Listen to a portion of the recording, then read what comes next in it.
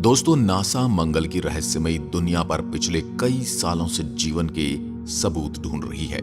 पिछले वीडियो में हमने आपको बताया था कि क्यूरियोसिटी रोवर ने 705 दिन तक मंगल पर जो भी देखा था वो हमने आपको रियल तस्वीरों के माध्यम से बताया था।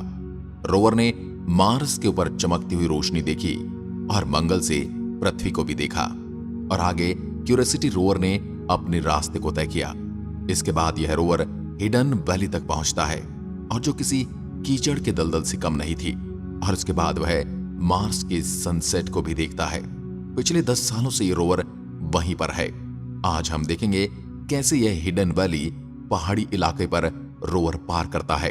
तो यह यात्रा बड़ी इंटरेस्टिंग है, आप जरूर अंत तक देखें। इस वीडियो में हम आपको सभी तस्वीरें रियल ही दिखाएंगे। आप देख रहे हैं फ्यूचर साइंस यूट्यूब चैनल। ऐसी विस्तृत डॉक्यूमेंट्रीज के लिए चैनल को सब्सक्राइब कर सकते हैं। दोस्तों, पिछले एपिसोड में हमारा क्यूरियोसिटी रोवर हिडन वैली तक पहुंचा था। टाइम को बचाने के लिए नासा के साइंटिस्ट ने हिडन वैली से शॉर्टकट लेने का सोचा था, लेकिन हिडन वैली की जो मिट्टी है वह बहुत ही ज्यादा स्लीपी और काफी ज्यादा सॉफ्ट है, जिस वजह से क्यूरियोसिटी रोवर इसमें फंस रहा था। और अगर नासा जल्द ही कुछ न करता तो वह हमेशा के लिए क्यूरियोसिटी रोवर को खो सकते थे। तो इसलिए उन्होंने वापस पीछे मुड़ने का तय किया, और तय करने के लिए वो टर्न नहीं ले सकते थे क्योंकि ऐसे में टायर और फंस जाते, और उन्होंने अपने टायर के ट्रेसेस पर ही रिवर्स करने का तय किया। और जैसे तैसे करके ये हिडन वैली से क्यूरियोसिटी रोवर बाहर आ गया और अब वो पारहम्प हिल्स की तरफ बढ़ रहा है, जो कि माउंट शार्क का बेस है। और यहां तक बढ़ते वक्त क्यूरियोसिटी रोवर कॉन्फिडेंस हिल के पास आता है, जहां से उन्होंने एक सैंपल लेने का सोचा, क्योंकि वह देखना चाहते थे कि माउंट शार्क के आसपास के हिल्स में पत्थर और मिट्टी किस प्रकार की है, ताकि वो अच्छे से समझ सके कि यहां पर क्या हुआ था। मंगल पर 801वें दिन क्यूरियोसिटी रोवर को जानबूझकर एक सैंड रिपल के ऊपर चलाया जाता है, ताकि उसके नीचे की जो मिट्टी है उसे एक्सपोज किया जा सके, और फिर क्यूरियोसिटी रोवर अपनी लेजर की मदद से उसे समझने की कोशिश करता है। यह इसलिए किया जाता है ताकि वहां के सॉफ्ट स्टैंड को समझा जा सके और फ्यूचर में क्यूरियोसिटी रोवर को हिडन वैली जैसे जगह पर फंसने से बचा जा सके। फिर 817वें दिन क्यूरियोसिटी रोवर एक एक्सपोज हुए बेडरॉक के पास पहुंचता है। यह वीडियो काफी ज्यादा बड़ा होता है और वह इस एग्जामिन करने की कोशिश करता है। उतने में मार्स रिकॉन्सेंस ऑर्बिटर परहम्स हिल के एरिया में से गुजर रहा होता है और वह हमारे प्यारे से क्यूरियोसिटी रोवर को कैप्चर करता है। आप इस इमेज में देख सकते हो, ये जो छोटा सा डॉट दिखाई दे रहा है ये हमारी क्यूरियोसिटी रोवर है। इसके बाद क्यूरियोसिटी रोवर एक मजेव नाम के बड़े से पत्थर पर ड्रिल टेस्ट करता है और ड्रिल करते वक्त यह पत्थर क्रैक हो जाता है। जियोलॉजिस्ट धरती पर हमेशा अपने साथ हैमर लेकर चलते हैं ताकि पत्थर को क्रैक किया जा सके, और यह पत्थर तो अनइंटेंशनली क्रैक हो गया, पर यह काफी अच्छा मौका था यह देखने का कि फ्रेशली टूटा हुआ पत्थर अंदर से कैसा दिखता है। इसके बाद इसी एरिया में 2 ड्रिल टेस्ट की गई, लेकिन कोई भी पत्थर क्रैक नहीं हुआ, और फिर सारे सैंपल को कलेक्ट किया गया। और इस चीज की खुशी में हमारे क्यूरियोसिटी रोवर ने एक सेल्फी निकाली और कुछ मिनट के लिए आराम किया। अब तक क्यूरियोसिटी आराम करता है, तब तक आप इस मैप को देखिए। इसमें आर्टिस्ट ड्राइव नाम की जगह है, जिसे क्यूरियोसिटी रोवर को क्रॉस करना पड़ेगा माउंट शार्क तक पहुंचने के लिए।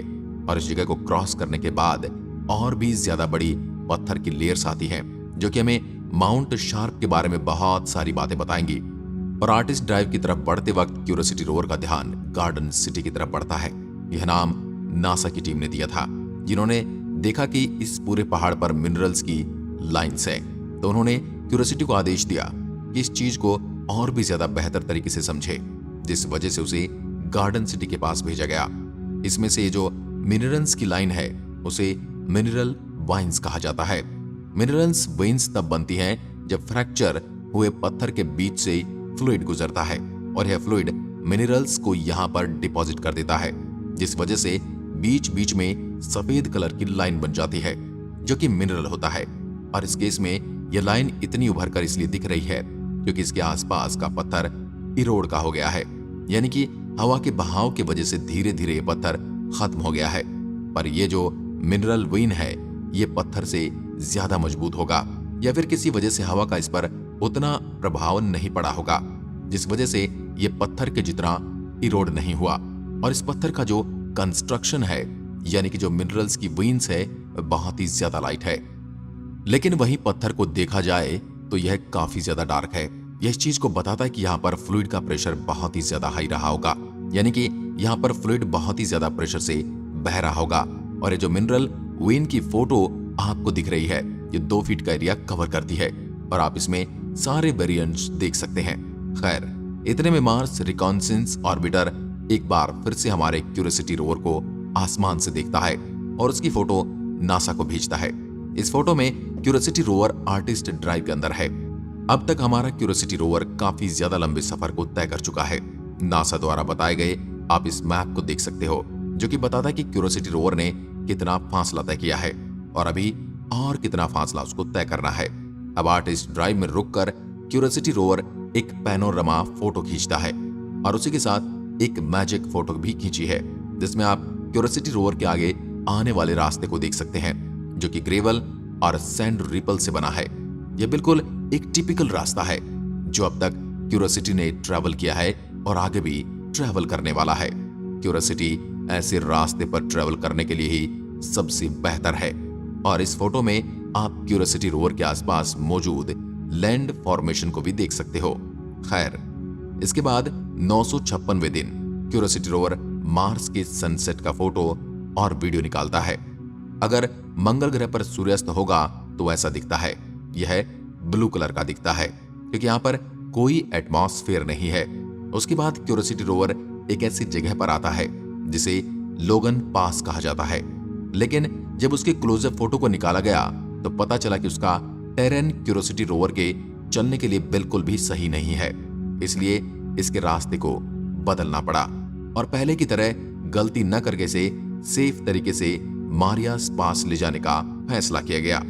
अपने इस सफर पर अब वो काफी डिस्कवरी करता है, जैसे कि स्टिमॉन्स यूनिट कैसे बनते हैं। दरअसल पूरा का पूरा जो गेल क्रेटर है वह सिटमन्स यूनिट से भरा हुआ है। यह कोई कॉम्प्लेक्स चीज नहीं है, लेकिन फिर भी इसको समझना जरूरी था। सिटमन्स यूनिट यह बताता है कि आखिर यहाँ पर लैंड का फॉर्मेशन कैसे हुआ। ये सारी इंफॉर्मेशन जियोलॉजिस्ट के लिए काफी ज्यादा जरूरी है। और इसी बीच SOL 1041 पर क्यूरियोसिटी रोवर एक बहुत ज्यादा इंटरेस्टिंग पत्थर के करीब आता है। आप देख सकते हो ये पत्थर कितना ज्यादा स्मूथ है और इसका शेप भी काफी इंटरेस्टिंग है।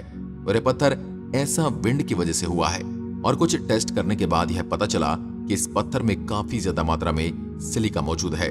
पत्थर में सिलिका होना ऑर्गेनिक मैटर के लिए बहुत ज्यादा जरूरी है, क्योंकि जिस पत्थर में सिलिका होता है वो ऑर्गेनिक मैटर को स्टार करने के लिए बहुत अच्छा है। और जहां ऑर्गेनिक मैटर होगा वहां लाइफ भी हो सकती है। अब काफी सफर करने के बाद नासा की टीम ने क्यूरियोसिटी रोवर को अपने टायर चेक करने के लिए आदेश दिया, क्योंकि काफी वक्त हो गया था।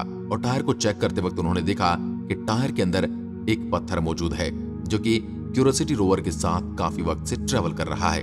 नासा के लोगों को इस पत्थर से कोई भी खतरा नहीं था और इससे उनकी मशीन में भी कोई प्रॉब्लम नहीं होगी, तो उन्होंने इसको इग्नोर करना ही सही समझा, क्योंकि यह पत्थर ऑटोमेटिकली आगे जाकर शायद गिर जाएगा। पर मेन चिंता की बात तो टायर पर बने होल थे। आप देख सकते हो कि टायर में कितने ज्यादा बड़े होल हैं, जो कि अभी के लिए तो ठीक है, लेकिन अगर ऐसा ही होल होते रहे तो ये क्यूरियोसिटी रोवर के मिशन के लिए काफी खराब होगा। इसके बाद क्यूरियोसिटी रोवर ने बक्सकिन नाम की जगह से एक सैंपल लिया और अपने ओवरऑल मिशन को सेलिब्रेट करते हुए एक सेल्फी निकाली, जो कि आप अभी देख सकते हैं। इसके बाद यह रोवर पारहम्स हिल के एरिया के अंदर पहुंचता है। यहाँ पर इसे क्रॉस बेडिंग और सबूत मिलते हैं और इसका जो एंगल है इससे यह पता चलता है कि यह हवा नहीं बल्कि पानी की वजह से बना होगा। आज तो हमें पता चला कि मंगल ग्रह पर एक वक्त पानी मौजूद था, लेकिन तभी इसके बारे में कोई भी जानकारी नहीं थी, जिस वजह से यह डिस्कवरी काफी बड़ा सबूत था। फिर SOL 1099 को क्यूरियोसिटी रोवर ने अपने टारगेट माउंट शार्प को देखता है और इस तस्वीर को खींचता है। इस तस्वीर में आपको 2 पहाड़ की लेयर दिख रही होगी। इसमें जो बीच के पहाड़ हैं जो कि थोड़ा बहुत चमक रहे हैं या हवा की वजह से इरोड हुए हैं, आप देख सकते हो इनकी सतह पर कितनी ज्यादा अब नॉर्मेलिटी है, क्योंकि हवा की वजह से इनके बड़े बड़े टुकड़े टूट चुके हैं। और इस हिसाब से ये शायद इस तस्वीर के सबसे पुराने पहाड़ होंगे, जो कि टूट के छोटे हो चुके हैं और उसके आजू बाजू वो डार्क पहाड़ हैं जिसकी सतह काफी स्मूथ दिख रही है।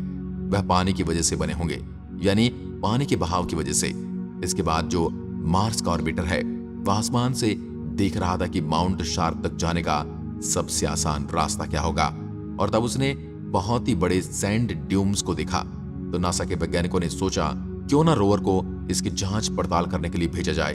और जहां पर अभी क्यूरियोसिटी रोवर खड़ा है वहां से सैंड ड्यूम्स कुछ इस तरीके से दिखती है। यहां पर जो आपको यह काली मिट्टी दिख रही है ये सैंड ड्यून्स है।